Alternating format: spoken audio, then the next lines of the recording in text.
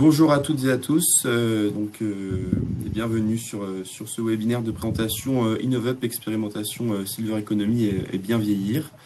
Donc avant qu'on commence, je vous demanderai bien juste de poser vos questions dans la partie questions et non dans la partie chat pour bien qu'on les prenne toutes en compte. Donc il y aura un temps de questions-réponses sur la fin du webinaire. Sans plus attendre, on va commencer par une présentation des différents intervenants. Donc, je suis aux côtés de la région Île-de-France avec Julie Maïs et de Titouan pour Silver Valley. Si tu veux bien te présenter, Julie. Oui, bonjour à tous. Merci pour votre participation à ce webinaire. Je suis donc Julie Meis et je suis chargée de mission à la direction des aides aux entreprises de la région qui s'occupe de plusieurs dispositifs dont le dispositif InnovUp. Et il faut savoir que la région, dans sa stratégie, donc dans sa politique régionale, elle a décidé de mettre un point d'attention particulier à tout ce qui est lié au développement économique du bien vieillir et de la silver economy. Et en tant que priorité publique et surtout stratégique pour la région, au titre de notre SRD2I, il y a un programme, donc InnovUp Expérimentation, qui a été lancé en mars, je pense, non? Si je me souviens bien, 2023, pour accompagner toutes les entreprises qui ont un projet d'expérimentation dédié à la Silver Economy. Donc, c'est un programme qui est en partenariat à la fois avec Cap Digital, Silver Valley et BPI France. Donc, je vous laisserai Titouan et Arthur vous donner de plus amples informations. Merci. Merci, Julie. Oui, donc on est les partenaires opérationnels de ce programme. Donc, de mon côté, Cap Digital, collectif d'innovateurs du numérique. Donc, on est un pôle de compétitivité active en Île-de-France et sur la région Hauts-de-France également, avec à peu près 900 structures adhérentes. Donc, une grande majorité de PME et de start-up, avec également une part non négligeable de grands comptes, 65 également établissements publics d'enseignement supérieur et de recherche, 12 fonds d'investissement et des collectivités territoriales sur la région Île-de-France et principalement, mais également en Hauts-de-France. Donc, on est une équipe de 30 collaborateurs sur l'équipe permanente et on est accompagné d'environ 150 experts qui vont nous aider sur des demandes assez spécifiques, sur des thématiques, des technologies clés. En 2021, donc, on a organisé un peu plus d'une centaine d'événements et ça a rassemblé 14 000 participants. C'est un peu l'objectif de notre pôle, hein, c'est de fédérer et de mettre en relation donc, les différents acteurs du numérique sur la région Hauts-de-France, la région Île-de-France, pardon. Moi, je fais partie de l'équipe R&D. Au sein de cette équipe, donc, on a plusieurs missions. La première, donc, ça va être de la sensibilisation par différents événements et notamment avec le R&D Corner qui a lieu une fois par mois en début de mois, le premier mardi du mois généralement, sur lequel on va faire en revue les différents appels à projets qui sont intéressants pour notre écosystème pendant un webinaire d'environ une heure et demie. Après, au-delà de ça, on va pouvoir également faire des diagnostics personnalisés des structures qui vont en faire la demande et orienter vers les bons dispositifs de financement et ce qui pourra découler du coup sur un accompagnement à une labellisation.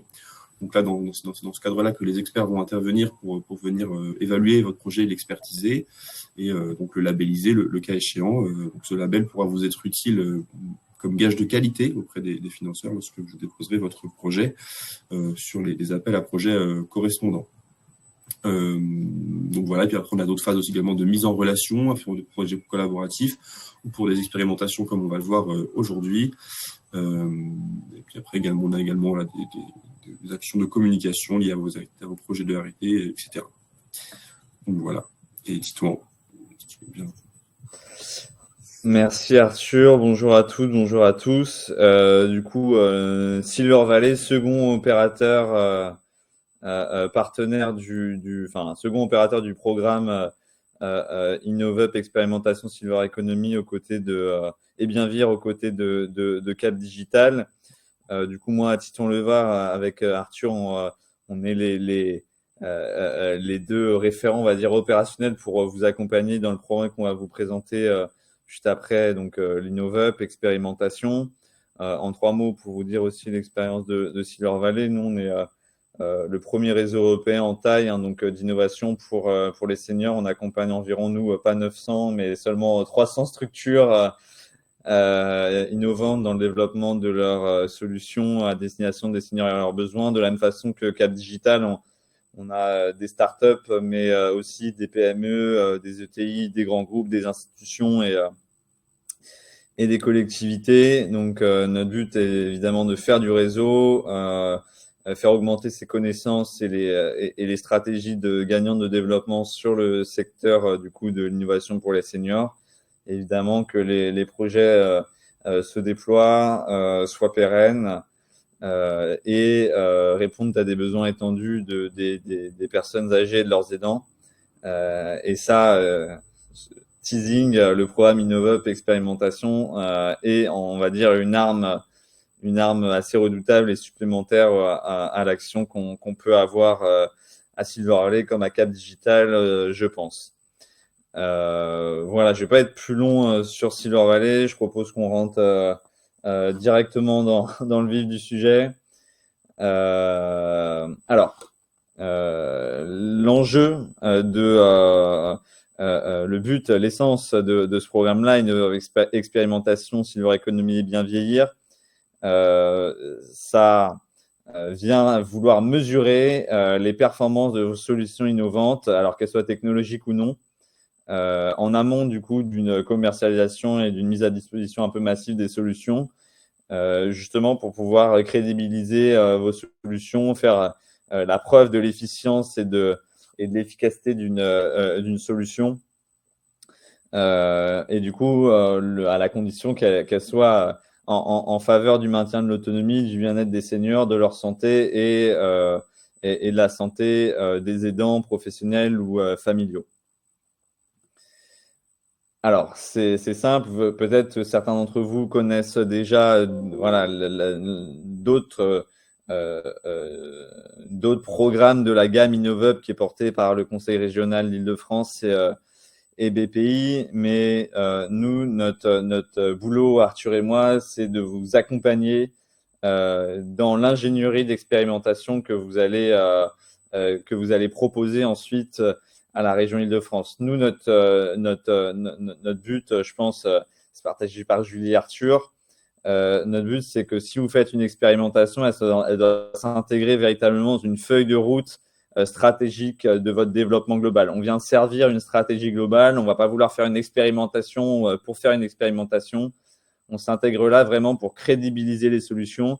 Et demain, quand un client, un financeur, un partenaire va vouloir engager des ressources dans votre solution, des ressources telles qu'elles soient financières, matérielles, eh bien, cette expérimentation-là, notre but, c'est qu'elle vienne diminuer les risques justement en apportant un crédit scientifique sur la performance de votre solution.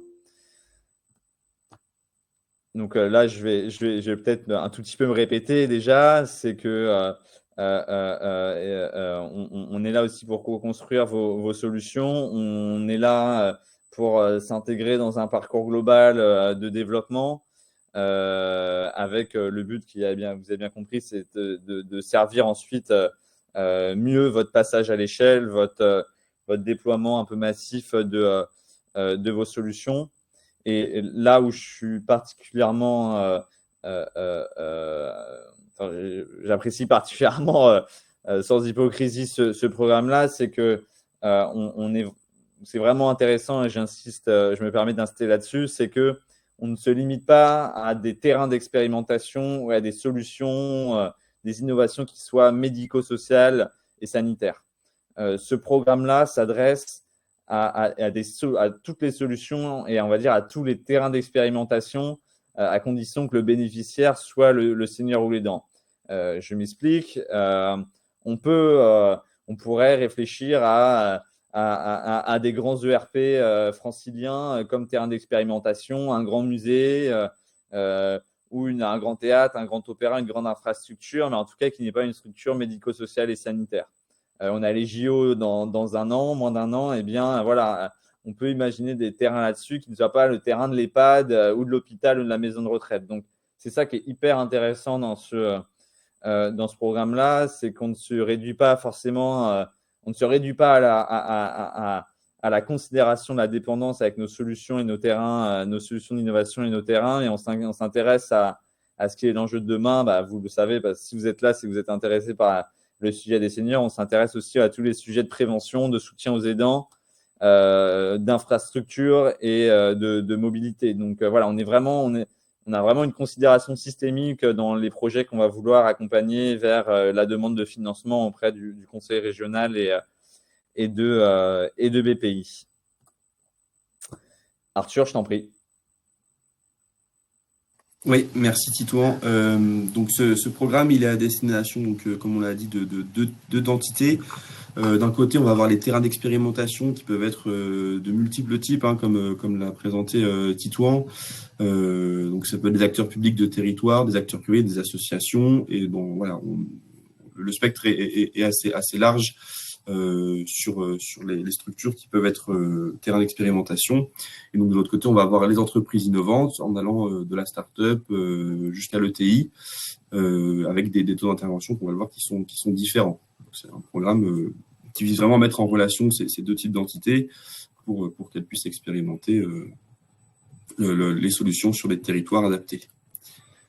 Donc l'accompagnement proposé par ce programme, il est de plusieurs types. Donc tout d'abord avec des ressources. Donc c'est une expérimentation qui va être financée intégralement par la région Île-de-France et BPI France pour l'entreprise innovante qui porte la solution et qui pourra être du coup expérimentée sur l'un des territoires choisis. Côté terrain d'expérimentation, il n'y aura pas de financement direct. Il va falloir pouvoir mettre à disposition des ressources du temps homme pour pouvoir suivre l'expérimentation, mais il n'y aura pas de financement direct. Donc c'est quelque chose à prendre en compte quand on est terrain d'expérimentation. Après, voilà, c'est un suivi qui est au cas par cas en fonction des projets, mais qui peut être assez léger côté terrain. Il y aura également donc toute une expertise qui va pouvoir être fournie également, donc avec la définition d'un cadre structuré adapté aux besoins de l'expérimentation, identification des technologies innovantes. Donc ça serait plutôt pour les terrains qui viennent nous contacter. Voilà, si vous êtes terrain et que vous avez des volontés d'expérimenter, vous avez des enjeux sur la silver economy et le bien vieillir, voilà, vous pouvez nous contacter. On va pouvoir également aller voir si on a des structures qui pourraient répondre à ces enjeux. Et du coup, on va pouvoir faire également un suivi de l'expérimentation si le projet est accepté et financé avec donc Titouan, avec Silver Valley. Ça permet également une certaine notoriété grâce à la mise en visibilité par nos réseaux respectifs, donc la région de France, Cap Digital et Silver Valley. Donc les modalités pour expérimenter sa solution. C'est un programme qui vise à faciliter l'expérimentation, en fait, à dérisquer l'expérimentation des solutions en conditions réelles avant leur mise sur le marché, et donc va permettre un déploiement de solutions qui répondent aux besoins du marché, puisque expérimenter en conditions réelles, et donc également afin de renforcer l'accueil et la recherche d'innovation en réponse aux enjeux régionaux prioritaires. Donc l'entreprise, elle peut tester plusieurs terrains, jusqu'à 3 sur un même projet. Donc elle peut avoir 3 structures qui vont être terrains d'expérimentation. Et donc ces terrains, ils peuvent être menés en fonction des projets. Ça, c'est à vous de le mettre en place, enfin aux porteurs de solutions de le mettre en place. Soit ils peuvent être menés en parallèle, soit les uns à la suite des autres. Ça, il n'y a pas vraiment de règles strictes, mais voilà.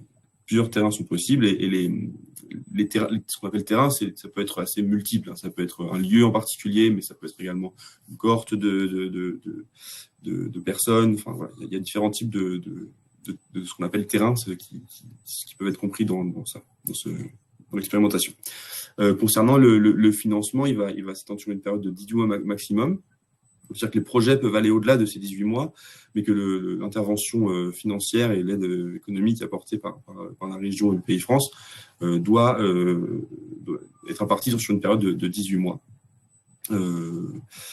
Voilà, et avec un recours possible à un évaluateur externe, on va le voir un peu plus en détail après, mais c'est non obligatoire. Donc, comme je dis tout à l'heure, le terrain lui a donné un accès gratuit aux ressources nécessaires, donc à la communauté d'usagers, aux installations spécifiques, etc. Et il doit juste avoir les ressources humaines nécessaires pour pouvoir suivre le projet tout au long de sa mise en place. Donc, concernant les aides, donc, il y a plusieurs modalités. Donc, en fonction déjà des assiettes de projets retenus, on va catégoriser ça en 3 types de projets. Donc, les projets jusqu'à 500 000 euros, les projets compris entre 500 000 et 1 million d'euros, et les projets supérieurs à 1 million d'euros. Il y aura également les taux d'intervention qui vont être différents en fonction des types de structures. C'est un peu les règles qui sont propres à BPI, mais voilà, elles s'appliquent également ici. Donc, pour des TPE et PME de moins de 50 salariés, on va avoir des taux d'intervention de 45%. Ces taux va descendre à 35% pour des entreprises entre 50 et 250 salariés et à 25% pour des entreprises de taille intermédiaire. Donc, sur la première tranche sur les sites de projet jusqu'à 500 000 euros, là, donc l'intervention va se faire uniquement en subvention avec du coup un plafond maximum de 225 000 euros pour le taux maximum, donc pour les TPE PME. Sur les projets de plus grande envergure, donc on va avoir une partie de 2 tiers de subvention, 1 tiers d'avance récupérable ou prêt à l'innovation pour des projets entre 500 000 et 1 million d'euros, et ensuite pour des projets au-delà d'1 million d'euros, 50-50, donc répartis entre subvention et avance récupérable ou prêt à l'innovation. Concernant les dépenses éligibles, ça couvre quand même un assez... voilà, il y a beaucoup de frais qui peuvent rentrer dans cette subvention. Donc, d'abord, tous les frais de personnel des personnes qui vont être affectées au projet. Donc, toutes les personnes qui vont être chercheurs, ingénieurs, techniciens, qui vont travailler directement et quotidiennement sur le projet, pour pouvoir être éligibles à ces coûts et sur la durée du projet. Également des dépenses liées à l'amortissement de matériel et des investissements engagés sur la durée du programme. Donc, ça, c'est possible également de les inclure. On va pouvoir également inclure quelques prestations externes, donc juridiques, conseils, des dépenses liées à la réalisation d'un démonstrateur ou d'un prototype. Également des coûts liés aux frais de personnel. Voilà, donc dans la limite de 49%, certaines prestations sous-traitées peuvent être incluses. Et comme je dis tout à l'heure, des dépenses liées à l'évaluation de l'expérimentation par une personne externe. Donc, c'est facultatif, mais ça peut être utile. Et ça peut venir appuyer la solidité de votre projet de faire recours à un évaluateur externe qui pourra du coup être en partie financé par ce programme. Donc, voilà.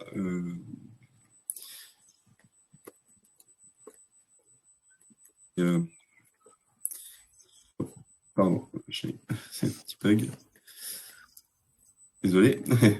Donc, ce programme il présente donc plusieurs bénéfices. Donc, il permet donc de valider votre prototype et preuve de concept en conditions réelles, en lien avec un terrain d'expérimentation sur le territoire francilien.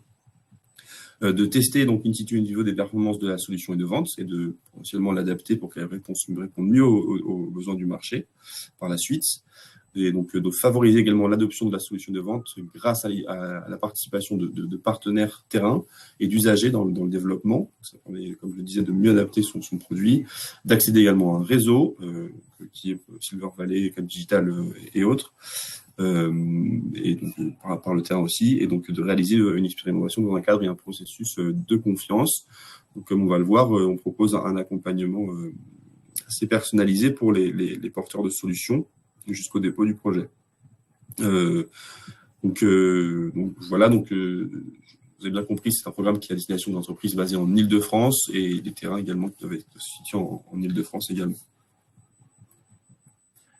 Donc, ce que je disais, voilà, les apports opérationnels. Donc, aux côtés de Silver Valley, on va du coup proposer un accompagnement par des experts de l'innovation. Donc, nous, c'est notre quotidien de recevoir des demandes de projets d'innovation, et donc on va pouvoir s'assurer que vous êtes bien déjà éligible au dispositif et que la constitution des pièces corresponde bien aux attentes de la région sur ce programme. On ne va pas écrire le projet à votre place, mais on va pouvoir faire des relectures un peu critiques et vous donner les axes d'amélioration. On va pouvoir également identifier avec vous donc des terrains d'expérimentation. On va pouvoir faire de la mise en relation, donc que ce soit d'un côté, si vous êtes terrain d'expérimentation, on va pouvoir regarder si on a des entreprises avec des solutions qui correspondent à vos enjeux dans notre vivier. Et si vous êtes solution de vente, on va pouvoir solliciter des terrains d'expérimentation pour espérer que vous puissiez espérer mettre en place votre expérimentation. Voilà, donc les solutions proposées, je ne sais pas si on l'a précisé, mais ne doivent pas être encore commercialisées avant, bien sûr, avant le projet. Donc voilà, si vous avez un produit, l'objectif, c'est à minima de l'améliorer, alors de proposer une nouvelle offre de services, de produits, etc. Et donc ce suivi, il peut se mettre en place par des rendez-vous dédiés. Je crois que du coup, on vous a mis dans le lien, dans le chat, pardon, les liens vers le site du programme et les adresses pour nous contacter après le webinaire si vous êtes intéressé. Donc voilà pour la présentation globale du programme. Donc on va prendre maintenant vos questions. Moi, je vais bien répondre, juste dire un mot, Arthur, Oui. ajouter un mot sur le fait qu'en effet, ce n'est pas un programme uniquement dédié aux startups. Je pense que c'est aussi vraiment pour les PME et les ETI qui diversifient et qui veulent innover sur le sujet des seniors et considérer leurs clients bénéficiaires ou usagers seniors dans une logique de diversification. Donc voilà, ce n'est pas un programme uniquement dédié aux startups. Oui. Alors, on va prendre d'autres questions.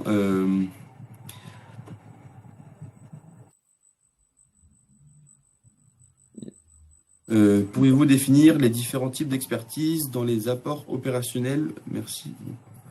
Différents types d'expertise. Alors, ce que vous voulez dire, quelle l'expertise que l'on a en interne peut-être pour vous accompagner. Nous, on va vraiment vous accompagner sur la structuration de votre dossier d'identification des partenaires. Donc voilà, je comprends tout à fait la question.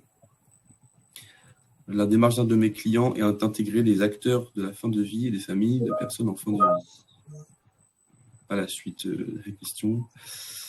Mais Arthur, on a déjà répondu, Jennifer a déjà répondu en direct à certaines des questions. Les deux seuls auxquels on n'a pas répondu, c'est les apports opérationnels et combien de personnes sont intéressées par le sujet. Oui. Vous n'hésitez pas, on va juste reprendre les questions que vous avez posées, comme ça tout le monde va profiter des réponses. Je pense que c'est le mieux. Donc il y avait une première question qui était sur les candidats. Est-ce que les candidats ou les postulants sont forcément et uniquement des entités dont le siège est en Île-de-France? Donc j'ai partiellement répondu, mais n'hésitez pas à répondre. Du coup, je vous propose, je vous pose les questions et puis comme ça, Julie, Titouan et Arthur, n'hésitez pas à répondre en direct. Et là, du coup, c'est plus pour Julie la question. Donc, oui. Est-ce que vous m'entendez? Oui, on t'entend très bien. Oui. Effectivement, il n'y a pas d'obligation à avoir un siège social en Île-de-France, mais il faut avoir au moins un établissement en Île-de-France et il faut que l'équipe de R&D qui porte le projet se trouve dans cet établissement en Île-de-France. En tout cas, au moins 50% du personnel. Voilà. Merci. L'objectif étant que les retombées, évidemment, soient directement il y a des retombées sur le territoire sur le territoire. Une autre question de Renaud. Bonjour, est-ce que la thématique de l'accompagnement du deuil est aussi bien sur les aspects de rites funéraires que les aspects d'aménagement de sites, funérarium, cimetière, tombent dans le scope? Je vais bien répondre à ça. À partir du moment où je pense qu'il y a une considération du vieillissement du sujet âgé ou de son aidant, pour moi, ça rentre dans le programme à condition évidemment qu'il y ait une innovation et un intérêt perçu, enfin un bénéfice perçu qu'on peut optimiser en effet qu'on va vouloir mesurer sur la population senior. Donc, une autre question, pourriez-vous définir les différents types d'expertise dans les apports opérationnels? Donc, je pense que là, peut-être Titouan, est-ce que tu veux rappeler un petit peu les expertises que vous développez dans Silver Valley? Puis nous, on pourra répondre derrière pour Cap Digital. Alors, sur les apports d'expertise, évidemment, il y en a plusieurs. C'est le premier, si vous êtes en recherche d'un terrain d'expérimentation pour tester votre solution, que ce soit Cap Digital ou Silver Valley, on a parmi nos réseaux des terrains d'expérimentation qu'on connaît. On va vouloir aussi, dans l'apport d'expertise, vous orienter et vous accompagner sur, on va dire, l'ingénierie pure. Donc, vous orienter vers un évaluateur externe, comme le Gérondif, le Gérontoropole de l'Île-de-France, que beaucoup d'entre vous doivent connaître, ou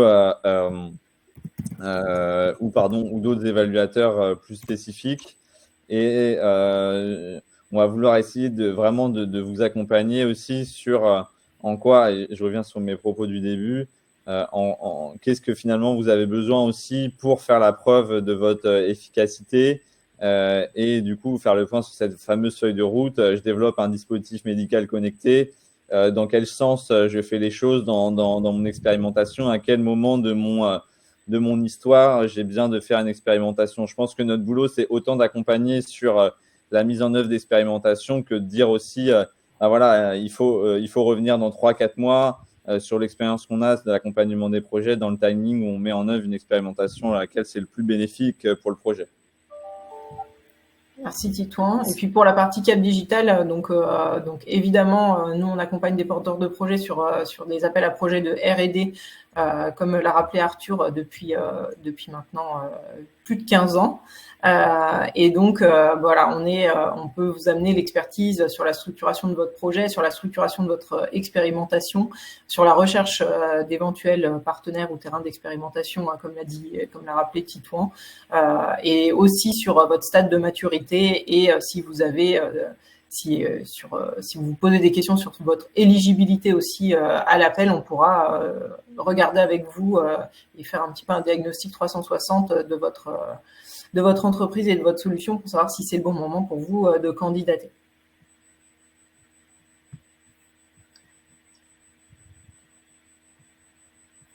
Une autre question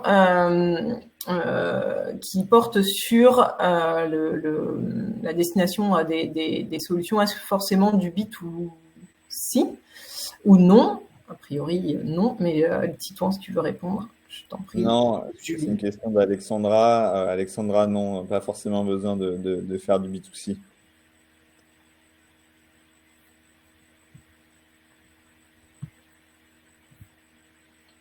Une autre question, si nous avons un projet en cours de développement, faut-il qu'il y ait déjà eu un POC ou non?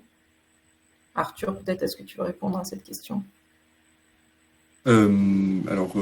Généralement, plutôt oui, parce qu'on va passer sur la partie expérimentation en conditions réelles. Donc, la plupart des projets ont déjà un POC établi. Après, ça peut être entré dans les phases du début du projet, tant que ça reste compris dans la période des 18 mois de financement. Merci. C'est effectivement ce programme aussi l'occasion de faire votre POC et de valider votre solution en conditions réelles. Donc, il faudra qu'il soit prototypé, même si, Julie, n'hésite pas à intervenir, mais la région ça peut être compris, la fin de prototypage et d'autres activités de R&D peuvent être pris en charge dans cet appel à projet, mais on est bien sur une expérimentation pour valider le concept. Oui, c'est ça. Tant qu'il y a expérimentation, le projet rentre dans le cadre du dispositif. En fait, vous avez la possibilité d'effectuer en fait vos premiers tests. Ça peut être aussi des expérimentations pour établir votre POC. Donc, ça rentre effectivement dans le cadre de ce dispositif. Alors, une autre question de Yolène. Le développement d'une application permettant de rendre disponible directement auprès des particuliers, personnes âgées, aidants d'une solution déjà existante en B2C avec des bailleurs sociaux et des ascensoriste, pardon. Ascensoriste. Ascensoriste, merci beaucoup, c'est toi. Peut-il entrer dans les critères de votre programme? La condition, c'est qu'il faut, voilà, c'est du non commercialisé dans ce programme-là. Donc, j'ai envie de dire non. Moi, je dirais, je reprends un peu je pense que le projet concerne le développement de l'application. Si, effectivement, il y a un test auprès des seniors, je suppose, Titouan, pour savoir s'ils arrivent à pour des questions d'ergonomie, par exemple, je pense, hein, de l'application, s'il y a vraiment un test avec des seniors et s'il y a vraiment une utilité derrière, pourquoi pas? Je sais pas, qu'est-ce que tu en penses, Titouan? Non, en effet, alors il faut en effet que la solution sur la condition, Julie, ne soit pas Oui, commercialisée. c'est ça. Mais là, en l'occurrence, s'il y a un développement d'un nouvel outil qui n'est pas encore mis en œuvre et du coup qui permet d'adapter la solution B2C, en effet, je révise ma réponse et je dis en effet oui. Merci. Une autre question. Y a-t-il un calendrier déjà établi pour déposer sa candidature? Alors, Arthur, si tu veux répondre. Alors non, il n'y a pas de calendrier avec des dates de relevé précises. Donc c'est en fait au fil de l'eau, mais comme du coup on propose un accompagnement avec Silver Valley, on essaie de réduire au maximum les temps d'instruction avec ce programme. Et donc vous pouvez déposer au fil de l'eau durant toute l'année. Alors justement, c'est le cas de la question suivante. Est-ce que vous avez une idée des délais justement de réponse, d'instruction lorsqu'on dépose, une fois qu'on a déposé le projet? Julie, peut-être? Oui, une fois que vous avez déposé le dossier, il faut savoir qu'il sera en pré-analyse du côté de BPI. Et donc, ça peut prendre à peu près 1 mois. Et ensuite, il y a une deuxième analyse au niveau de la région. Donc, en globalité, on est sur une durée de 1 mois à 3 mois maximum. 3 mois, c'est vraiment que peut-être les pièces qui ont été déposées sont pas complètes. Il y a beaucoup d'allers-retours. Sinon, il faut compter, oui, 1 mois en moyenne pour avoir un retour. Merci beaucoup. Donc, on avait une question sur la date fixe ou au fil de l'eau. Donc, Nicolas, on a répondu déjà à cette question. Et il y avait une deuxième question de Nicolas qui demandait sur le terrain d'expérimentation, y a-t-il des limitations, domicile versus RSS ou EHPAD? Je veux bien répondre. Non, Nicolas, aucune limitation. Vraiment, le terrain d'expérimentation est libre, mais limité, on va dire, à 3 différents types de terrains pour une expérimentation. Comme le disait Arthur, c'est les 3 en parallèle, les 3 à la suite. Ou les 3 à la suite, quoi. Mais en effet, par contre, pas de limitation, on va dire, c'est pas de limitation sur la nature du terrain. Bien, merci. Je crois qu'on a répondu à toutes les questions. Peut-être y a-t-il encore... Il y a une dernière question.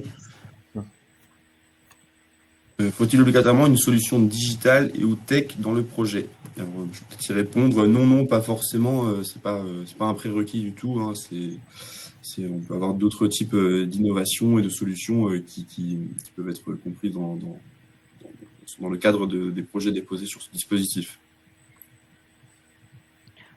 Pour compléter un peu Arthur, effectivement, il n'y a pas d'obligation de solution digitale. Toutes les innovations sont prises en compte, que ce soit une innovation de procédé organisationnel ou de prototype. Donc, en fait, on n'est pas limité uniquement que sur des solutions tech ou digitales. Voilà. Quand je dis innovation sociale, sont également bien sûr éligibles. Oui, bien sûr. Par exemple.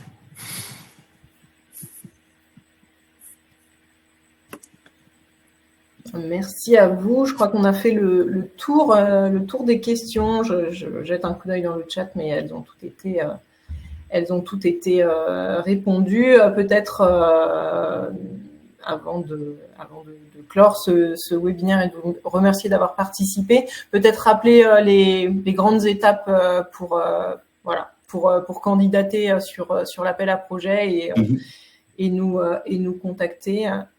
Arthur, si tu veux. Oui, donc voilà, on vous allez recevoir les slides à l'issue du webinaire. Donc on a mis en place donc des formulaires de manifestation d'intérêt l'un si vous êtes terrain d'expérimentation et l'autre si vous êtes entreprise, que vous pouvez du coup retrouver en flashant les codes à l'écran ou également en vous rendant sur la page dédiée de l'appel à projet. Donc à la suite d'avoir complété ce formulaire, on va du coup vous proposer un entretien personnalisé avec Titouan pour discuter soit de votre projet, soit des enjeux que vous avez rencontrés sur votre terrain. Et donc voilà, pour mener l'accompagnement avec vous. Donc voilà, on a également une adresse générique, donc innovup-silvereco@ildefrance.fr, sur laquelle vous pouvez également nous écrire. Donc voilà, et voilà, on est les deux partenaires les partenaires qui vous ont accompagné sur le dépôt de votre projet sur ce programme. Il y a 3 nouvelles questions du coup en attendant. 3 nouvelles questions. Il y a 2 nouvelles questions. Je ne sais pas si 3, mais 2. Avez-vous une idée du financement moyen à accorder pour une expérimentation? Peut-être Julie, si tu souhaites répondre. Et également sur les seuils, si tu souhaites répondre, Julie. Par contre, ton micro est désactivé. Oui, c'est vrai, avec le micro coupé. Il n'y a pas vraiment de financement moyen, tout dépend de l'assiette de dépenses qui peut être éligible en fait au projet. Et comme Arthur ou Titouan l'ont présenté, en fonction de l'assiette des dépenses et de la taille en fait de votre structure, il y a un taux qui est fixé. Donc si vous êtes par exemple une petite entreprise de moins de 50 salariés et que vous portez un projet de moins de 500 000 euros, vous pourriez avoir à peu près 45% du budget pour un plafond maximum de 225 000 euros en subvention. Donc de toute façon, vous allez retrouver le tableau des dépenses éligibles dans la présentation, puis ça vous donnera une idée. Je ne sais pas si j'ai bien répondu à la question. Je pense que c'était ça l'idée. Oui, je pense que oui. Peut-être rappeler pour toutes les personnes présentes la règle du 1 pour 1. C'est la règle de la R&D. En fait, il faudra avoir effectivement des niveaux de fonds propres suffisants parce que il faudrait en moyenne, oui, avoir des niveaux de fonds propres suffisants, c'est-à-dire ne pas être une structure en difficulté financière au moment du dépôt et oui, avoir au moins la moitié de la subvention qui vous sera attribuée dans l'ensemble de vos capitaux propres pour avoir une garantie en fait que vous serez en mesure de terminer le projet.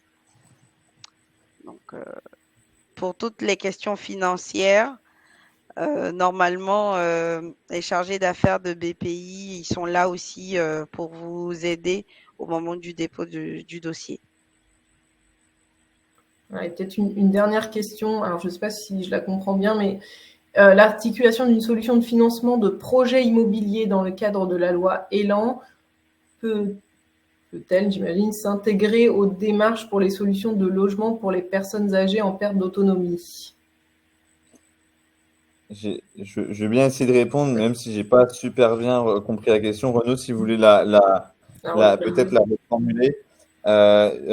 Si la question est est-ce que Innovup peut soutenir des solutions qui font de l'habitat inclusif ou de la cohabitation intergénérationnelle et mesurer la performance de cette solution? Oui, évidemment, à partir du moment c'est non commercialisé et au bénéfice des seniors ou de leurs aidants.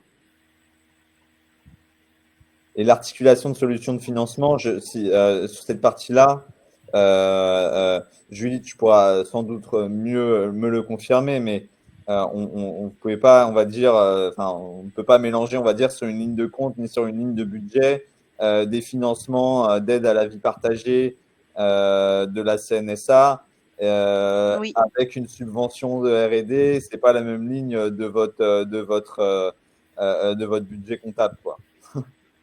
oui, c'est ça. Mais la question aussi n'est pas très claire, donc je n'ai pas compris Peut-être rappeler les grandes lignes. l'articulation de la Ouais, solution de peut-être rappeler financement. les grandes lignes sur le financement. Vous ne pouvez pas faire cofinancer votre projet de R&D par le terrain d'expérimentation. Donc, il ne doit pas y avoir d'échange d'argent lors de l'expérimentation entre vous et le terrain d'expérimentation sur le même projet effectivement d'expérimentation. Donc ça, ce n'est pas possible. Hein. C'est vraiment une mise à disposition gratuitement de votre solution sur le terrain d'expérimentation. Et puis pour les parties de cofinancement, donc l'apport que vous devez apporter vous, qui sera basé sur vos fonds propres, mais que vous devez apporter, c'est de l'apport qui peut être soit en fonds propres, soit en quasi-fonds propres, pour aider pour venir apporter le complément sur la subvention que vous obtiendriez sur cette expérimentation. Et rappelez aussi pour toutes les entreprises qui font du crédit impôt recherche que vous pouvez toucher du crédit impôt recherche sur la part restante qui reste à votre charge sur le projet du crédit impôt innovation. Du coup, en effet, Renaud a reprécisé la question sur est-ce que c'est possible d'être cumulé avec les soutiens à l'investissement pour les logements sociaux, PLAI, plus PLS, PLI. Pour moi, ça, comme là, on va financer un projet, une expérimentation. Pour moi, assez spontanément, je pense que le PLAI, le plus et le PLS ne rentrent pas, on va dire, dans le périmètre d'un test, en tout cas, dans le périmètre de votre expérimentation. Certes, c'est des aides à l'investissement, mais là, si on reste dans notre périmètre juste de l'expérimentation dans votre développement, pour moi, ça ne peut pas être cumulatif. Mais peut-être Jennifer ou Julie ou Arthur, si vous voulez, pour vous, c'est pas, enfin, ça peut être cumulatif. Mais pour moi, je sais pas exactement enfin, je suis pas assez, je suis pas assez dedans pour savoir exactement ce que ça finance. Ce qui est sûr, c'est que les programmes de la région, et Julie n'hésite pas à me dire si je me trompe, ne financent pas de bâti sur les appels à projets Innovop. Donc ça peut être de la mise en service, etc., mais ça ne financera pas du bâti, du bâtiment. Oui, je valide.